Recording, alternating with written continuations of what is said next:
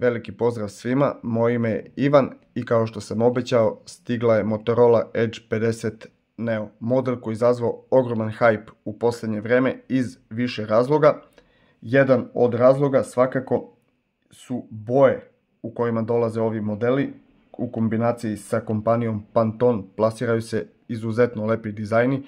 Ova boja poinčijana je neka vrsta narančasto-crvene, vidjet ćete i sami kako to izgleda, a i u ostalim bojama telefon izgleda prelepo. To je jedan od razloga. Drugi razlog je što po prvi put Motorola ima POLED 120 Hz ekran, ali sa LTPO matricom i prvi Motorola model sa Always On displayem. Nekom je to jako bitan faktor, meni lično nije.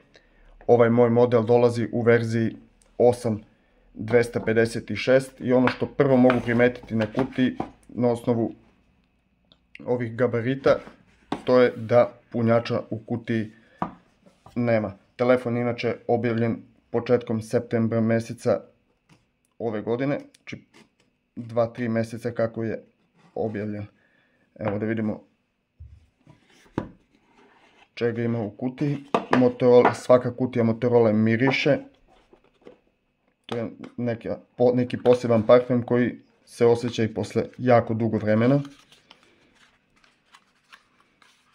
Inače, ovo pakovanje je kompletno biorazgradivo, nema ničeg plastičnog. Sve je od kartona. Dakle, Type-C kabel za povezivanje sa punjačem. Ja već imam 125 W punjač od Motorola, tako da ću imati čime da punim ovaj uređaj. Zatim ona praktična uputstva koja zaista vredi pročitati. Iglica za vađenje SIM kartice i ovdje još neke nalepnice. Ima IP68 sertifikat i ima onaj MIL 810H vojni sertifikat otpornosti. Zaštita stakla je Gorilla Glass 3, a maksimalna svetlina ekrana je do 3000 niti u piku. Samo da vidim da li ću uspjeti ja ovo da odlepim, a da ne pocepam. Teško da ću ja to uspjeti, neću se ni truditi previše.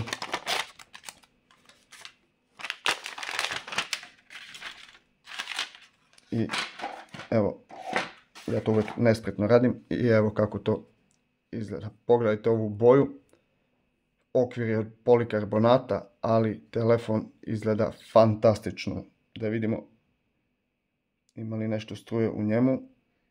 Evo Hello Moto, 6,4 inča je po dijagonali ovaj ekran.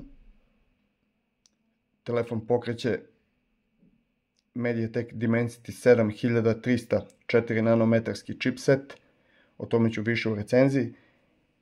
I ono što je jako zanimljivo, telefon pored glavnog ima ultrawide i telefoto senzor. Telefoto senzor u ovoj klasi se ne viđa često.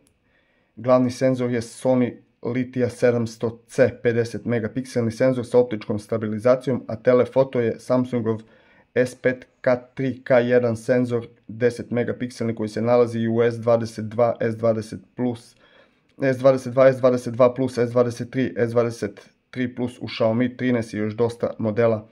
Dakle, se nalazi taj telefoto senzor, ima 3 puta optičko uvećanje i ima optičku stabilizaciju. U narednim danima svakako ovaj telefon koristit ću kao svoj primarni telefon, a sa prvim utiscima javljam se već u live-u koji ću uključiti u 8 sati, pa dobrodošli ste da se družimo. A do tada vas pozdravljam.